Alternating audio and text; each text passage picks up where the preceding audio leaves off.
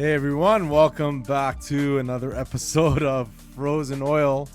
And wow, where do I begin with this Minnesota game?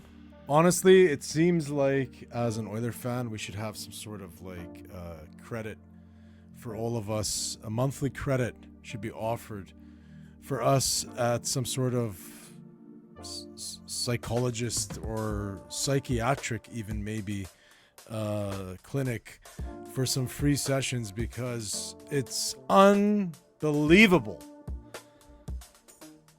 what happens to us fans. So watching that Minnesota game, I'm thinking to myself, all right, Wallstedt's here. I was going crazy on draft day for the Oilers to draft him. What was that, in I think 2021? And he finally cracks the NHL. He's been in development. Minnesota took their time with him. And now he has, I think it's 4 shutouts in 8 games. So the guy is already proving to be a stud. And it's just so frustrating for us to lose that game with Wallstedt in net and get shut out. And it's just only the Oilers, only that can happen to the Oilers. And once again, 18,500 strong, go home with an L and didn't even get a chance to cheer once. Can you imagine taking your kid to a game? I mean, I know it happens, but with the way this season's been going and you get shut out on home ice and lose 1-0 at that, it's just crazy. So where do we begin with this Minnesota game? I mean, there was not a hell of a lot to talk about, but Oilers couldn't produce any offense. They're really missing Roslovic. He was one of the few that was getting them, to push their offense. But Wallstedt was the Wall of St. Paul, they're calling him. What a nickname. And they couldn't generate nothing. Their power play couldn't generate anything as well. And if this was if the Oilers were 10 games over 500 or something like that, and they lost this game, you'd say, you know what, they played a great game. And to be honest with you, Stuart Skinner, other than the one goal that he did allow, he played great. I mean, you can't fault him too much for that loss. But once again, coaching, lineups, you name it, effort, you want to say, in certain cases, it's just not coming together. And we went off a big win against the Seattle Kraken on the road too. That was a huge win. Didn't get a chance to do a recap on that one, but you're really expecting a win. Really expecting to string together some wins and string together some momentum. And yeah, just so disheartening as an Oiler fan to sit through 3 hours of just perimeter hockey, shots from the side, nothing really going on, no fights, no big hits. I mean, Clattenburg had one big hit, but I mean, there was just no excitement. It was a very dull game, which I thought Minnesota changed their style from that, but that looked like the mid-2000s Minnesota Wild there. So, but the Oilers lose again, and like I said, they need to string together a win streak here sooner than later, because it's getting down to December here, and they have a very, very, very tight schedule. So hopefully they can turn it around. But this loss, for me anyways, was just not only we cannot get a streak of wins together for this team. But it was just like how brutal of decisions can you make as a general manager for the Edmonton Oilers and pass up on this goalie who was touted to go in the top 10, and he falls to the Edmonton Oilers at pick number 20, and you trade it to the Minnesota Wild for pick 22 and pick 90. Like, it's just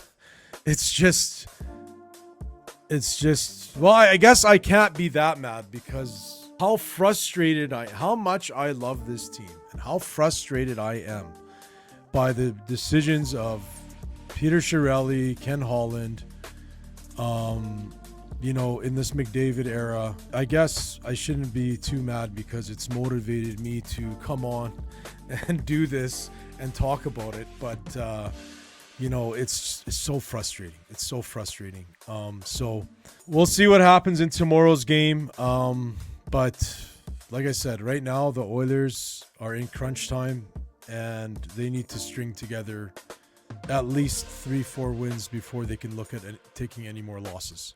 So having said that, we do want to take a moment here to kindly remind everybody that is watching these videos that hasn't subscribed to please consider subscribing. There are way more people watching than are subscribed. We get the analytics behind the scenes, and it's something like 20 or 30% of the views that do come in are from subscribers. So those of you that are watching, take that moment to hit that subscribe button if you can. And we are now going to go to X and see what the Oiler faithful have to say. Speaking of X, you can follow us on X, Instagram, and TikTok. Our handle is @FrozenOilHockey on all three. So let's now head on over to X and see what the Oilers faithful have to say. And the first one is from the Minnesota Wild themselves. I mean, check this out. Talk about rubbing it in your face. And with the 20th pick in the 2021 NHL draft, the Minnesota Wild select shutout Jesper Wallstedt. I mean, even the Minnesota Wild, who, they have not even won a Stanley Cup since their inception, are making fun of how bad the management was and how bad the drafting was by the Edmonton Oilers under Ken Holland. So, I mean, if that doesn't say it, I don't know what will. Moving on, the next one from Jack Jablonski. Jesper Wallstedt update. Now 8-0-2 with 4 shutouts. Leads the NHL in save percentage. Leads the NHL in goals against average. Leads the NHL in shutouts. November Rookie of the Month. Revenge game against the Oilers. Check. I hope this run never ends. So, I mean, just superstar goaltender stats right there. And like I said, we moved to draft a small winger that never even came into our system because they don't know how to develop here as well. And it's just like, we've needed a goalie here since Tommy Salo. This guy comes to you and you move on from it. And I mean, we can go on forever about it, but it's just ridiculous. Next one from Ark @Archeologuy. I'm so glad the Oilers didn't draft this goalie. Could you imagine how damaging it could have been to Skinner if they had? Next one from Diego. This L couldn't have happened to a better team because Oilers. Ken Holland and Tyler Wright masterclass. Just horrible drafting. Next one from Oilers for Life. I haven't tweeted in a while, but I have to get something off my chest. F Ken Holland.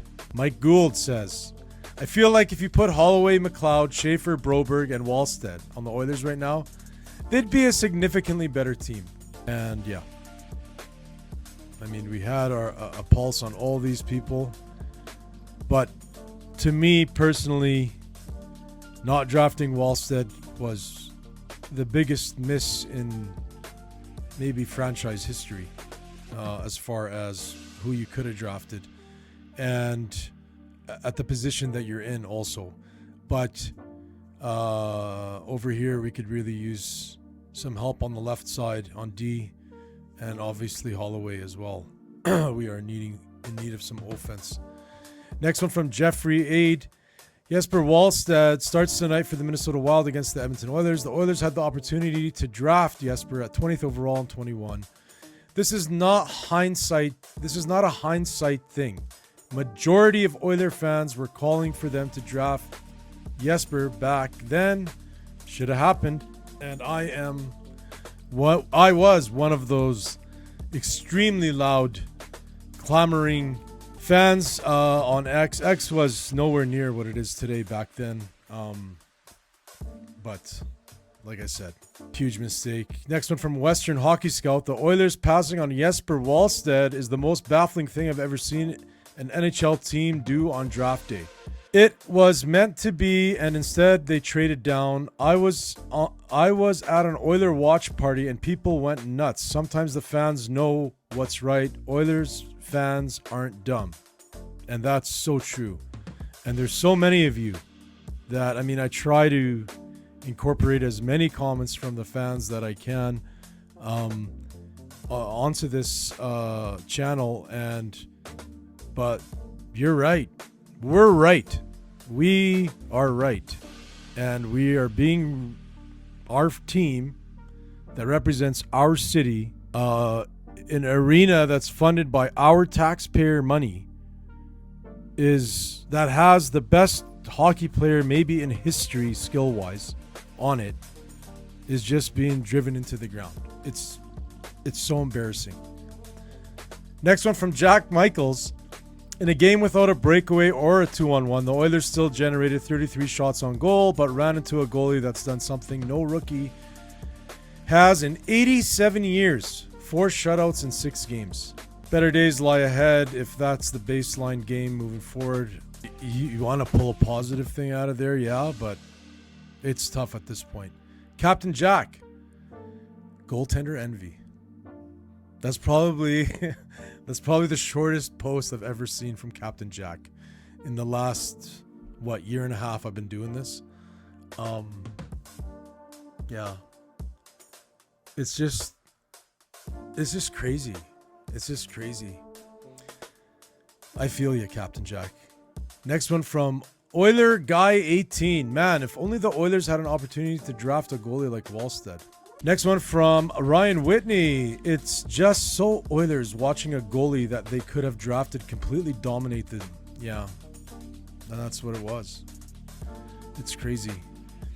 Next one from Ben Scriven's GOAT. Actually disgusting how good this guy is. F.U. Ken Holland. So that is the tweets. Obviously, they're all centered around Jesper Wallstedt. I mean, what else are we going to talk about? We couldn't score a goal. We lost the game and didn't get a point. Didn't go to overtime and lose 1-0. We lost in regulation 1-0 with 33 shots on net. This guy was a rock, and the number one thing this team has needed for 10 years is a goalie. And 5 years ago, we had a chance to draft this guy, and we didn't. So that is that. We are going to call it an episode for this one, and we will see you on the next one. Hope you have a great day, evening, whenever you're watching this. And most importantly, go Oilers. Frozen or hockey, the channels you need. Oilers on the ice, unstoppable speed. Chasing the cup, we're gonna succeed. With David leading, we're built to exceed. Frozen or hockey,